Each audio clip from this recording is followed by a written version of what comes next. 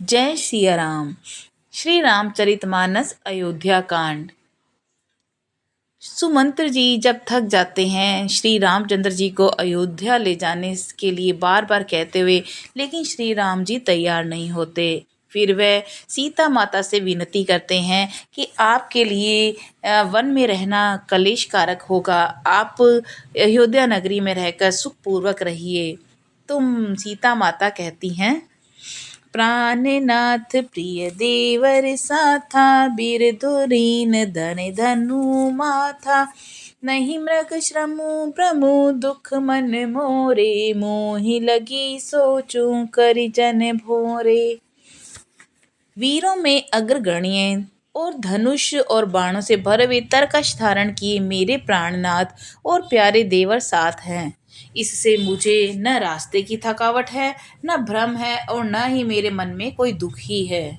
आप मेरे लिए भूल कर भी सोच न करें। सुनि सुमंत्र सिय शीतल बानी, बयउ बिकल जनु फनि मनि हानि, नयन सूझ नहीं सुनई न काना, कही न सकई कछु अति अकुलाना। सुमंत्र सीता जी की शीतल वाणी सुनकर ऐसे व्याकुल हो गए जैसे सांप मणि खो जाने पर। नेत्रों से कुछ सूझता नहीं, कानों से सुनाई दे नहीं देता। वे बहुत व्याकुल हो गए, कुछ कह नहीं सकते। राम प्रबोधु ने बहु बाती, तदपि होती न शीतल छाती, जतन अनेक साथ हित कीने, उचित उतर रघुनंदन दीने। श्री रघु रामचंद्र जी ने उनका बहुत प्रकार से समाधान किया, तो भी उनकी छाती ठंडी न हुई। साथ चलने के लिए मंत्री ने अनेकों यत्न किए, पर रघुनंदन श्री रामचंद्र जी यथोचित उत्तर देते गए। मेटी जाई नहीं राम रजाई, कठिन करम गति कछु न बसाई, राम लखन सिय पद सिरुनाई, फिरे बनिक जिमि मूरि गवाई। श्री राम जी की आज्ञा मेटी नहीं जा सकती, कर्म की गति कठिन है, उस पर कुछ भी वश नहीं चलता। श्री राम, लक्ष्मण और सीता जी के चरणों में सिर नवाकर सुमंत्र इस तरह लौटे जैसे कोई व्यापारी अपना मूलधन पूंजी गंवाकर लौट जाता है।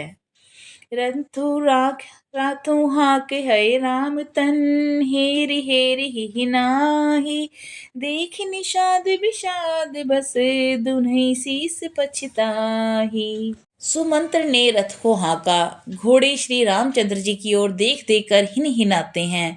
यह देखकर निषाद लोग विषाद के वश होकर सिर धुन धुन कर पछताते हैं। जासु वियोग बिकल पशु ऐसे, प्रजा मातु पितु जियहि कैसे, बरबस राम सुमंत्र पठाऊ, सुरसरि तीर आप तबु आए। जिनके वियोग में पशु इस प्रकार व्याकुल हैं, जिनके वियोग में प्रजा, माता और पिता कैसे जीते रहेंगे। श्री रामचंद्र जी ने जबरदस्ती सुमंत्र को लौटाया। तब आप गंगा जी के तीर पर आए। मागी नाव ने केवटुआना, कहीं तुम्हार मर्म में जाना, चरण कमल रज कहूँ सब कही, मानुष करने मूरी कछुआई। श्री राम जी ने केवट से नाव मांगी, पर वह लाता नहीं। वह कहने लगता है, मैंने तुम्हारा मर्म यानी भेद जान लिया है। तुम्हारे चरण कमलों की धूल के लिए सब लोग कहते हैं कि वह मनुष्य बना देने वाली कोई जड़ी है। छुअत सिला भई नारी सुहाई, पाहन ते न काट कठिनाई, तरने मुनि धरनी होई जाई, बाट परई मोरी नाव उड़ाई। जिनके छूते ही पत्थर की शिला सुंदरी स्त्री हो गई। मेरी नाव तो काठ की है, काठ पत्थर से कठोर तो होता नहीं। मेरी नाव भी मुनि की स्त्री हो जाएगी और इस प्रकार मेरी नाव उड़ जाएगी तो मैं लुट जाऊंगा, अर्थात रास्ता रुक जाएगा, जिससे आप न पार हो सकेंगे और मेरी रोजी मारी जाएगी, मेरे कमाने खाने की राह ही मारी जाएगी। एही प्रतिपालौ सब परिवारा, नहीं जान कछु और कबारो, जो प्रभु पार अवसि गाचेहु, मोहि पद पदुम पखारन कहू। मैं तो इसी नाव से सारे परिवार का पालन पोषण करता हूँ, दूसरा कोई धंधा नहीं जानता। हे प्रभु, यदि तुम अवश्य ही पार जाना चाहते हो तो मुझे पहले अपने चरण कमल पखारने के लिए कह दो। पद कमल धोई चढ़ावी नाथ न नाथ उतरई चहु मोहि राम राउरियान दशरथ सपथ सप साची कहूँ बरु तीर मारहु लखुन पे जब लगी न पाए पखारे हो तब लगी न तुलसीदास नाथ कृपाल पारु तिराहे हूँ। हे नाथ, मैं चरण कमल धोकर आप लोगों को नाव पर चढ़ा लूंगा। मैं आपसे कुछ उतराई नहीं चाहता। हे राम, मुझे आपकी दुहाई और दशरथ जी की सौगंध है।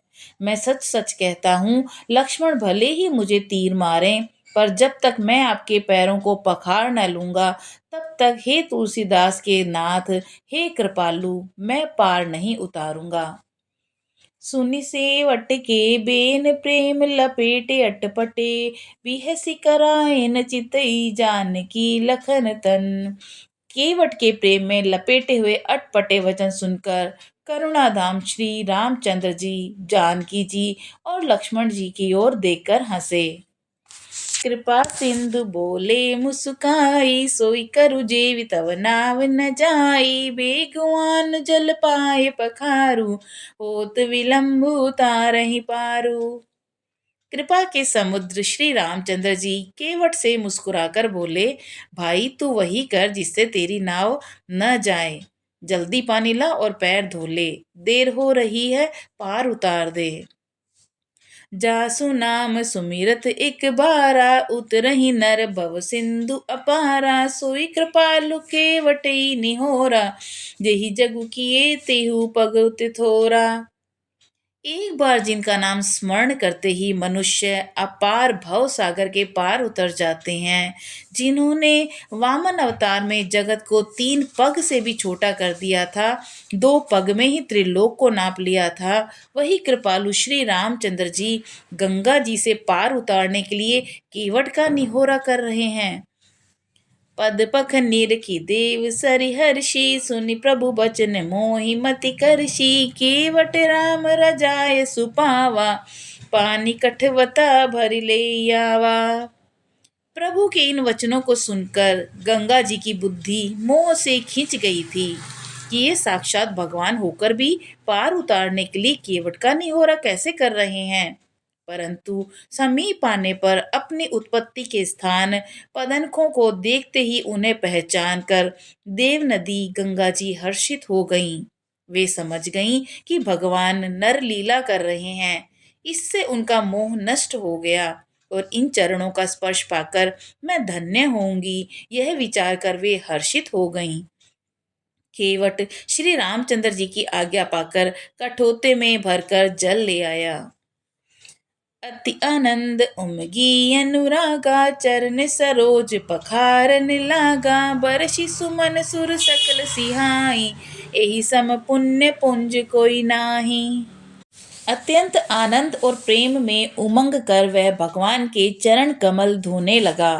सब देवता फूल बरसाकर सिहाने लगे कि इसके समान पुण्य की राशि कोई नहीं है। पद पखारी जलुपान करी आपो ही सहित परिवार पितन पार करी पभु हुई पुनि मुदित गेउ लई पार। चरणों को धोकर और सारे परिवार सहित स्वयं उस जल को पीकर पहले अपने पितरों को भव सागर से पार कर फिर आनंद पूर्वक प्रभु श्री रामचंद्र जी को गंगा जी के पार ले गया। उतरी ठाट भय सुर सरिरेता सिय रामु लखन समेता केवट उतरी दंडवत कीना प्रभु सकुच एहि नहीं कछु दीना। निषाद राज और लक्ष्मण जी सहित श्री सीता जी और श्री रामचंद्र जी उतर कर गंगा जी की रेत बालू में खड़े हो गए। तब केवट ने उतर कर दंडवत की। उसको दंडवत करते देखकर प्रभु को संकोच हुआ कि इसको कुछ दिया नहीं। पियहिए की सिय जान निहारी मनि मुदरी मन मुदित उदारी केहू कृपाल लेहि उतराई केवट चरण गहे अकुलाई। पति के हृदय को जानने वाली सीता जी ने आनंद भरे मन से अपनी रत्न जड़ित अंगूठी अंगुली से उतारी। कृपालु श्री रामचंद्र जी ने केवट से कहा, नाव की उतराई लो। केवट ने व्याकुल होकर चरण पकड़ लिए। नाथ न आज में कहा न पावा, मिटे दोष दुख दारिद दावा, बहु काल में कीने मजूरी, आज दीन विधि बनी भली भूरी। उसने कहा कि हे नाथ, आज मैंने क्या नहीं पाया। मेरे दोष दुख और दरिद्रता की आग आज बुझ गई। मैंने बहुत समय तक मजदूरी की, विधाता ने आज बहुत अच्छी भरपूर मजदूरी दे दी। अब कछुनाथ न चाहिए मोरे, दीन दयाल अनुग्रह तोरे, फिरती बार मोहि जो देवा, सो प्रसादु में सिर धरि लेबा। हे नाथ दीन दयाल, आपकी कृपा से अब मुझे कुछ नहीं चाहिए। लौटती बार आप मुझे जो कुछ देंगे वह प्रसाद में सिर चढ़ाकर लूंगा। बहु कीन प्रभु लखन सिए, नहीं कछु केवट लेई, विदा कीन करुणायतन, भगति बिमल बरु देहि। प्रभु श्री रामचंद्र जी, लक्ष्मण जी और सीता जी ने आग्रह किया, पर केवट कुछ नहीं लेता। तब करुणा के धाम भगवान श्री रामचंद्र जी ने निर्मल भक्ति का वरदान देकर उसे विदा किया। तब मजनू करी रघुकुल नाता, पूजी पार्थिव नाऊ माथा, सिए सुर सरई कहूँ कर जोरी, मातु मनोरथ परु अब मोरी। फिर रघुकुल के स्वामी श्री रामचंद्र जी ने स्नान करके पार्थिव पूजा की और शिव जी को सिर नवाया। सीता ने हाथ जोड़कर गंगा जी से कहा, हे माता, मेरा मनोरथ पूरा कीजिए। पति देवर संग कुशल बिहोरी, आई करो जय पूजा तोरी, सुनि सिय बिने प्रेम रस सानी, भई तब मिवन बारी बरबानी। जिससे मैं पति और देवर के साथ कुशल पूर्वक लौट आकर तुम्हारी पूजा करूं। सीता जी की प्रेम रस में सनी हुई विनती सुनकर तब गंगा जी के निर्मल जल में से श्रेष्ठ वाणी हुई। सुनु रघुबीर प्रिया बेदेही, तब प्रभाव जग विदित न केही, लोक होई बिलोकत तोरे, तो इसे वही सब सिद्धि कर जोरे। हे रघुवीर की प्रियतमा जानकी, सुनो, तुम्हारा प्रभाव जगत में किसे नहीं मालूम है। तुम्हारी कृपा दृष्टि से देखते ही लोग लोकपाल हो जाते हैं। सब सिद्धियां हाथ जोड़े तुम्हारी सेवा करती हैं।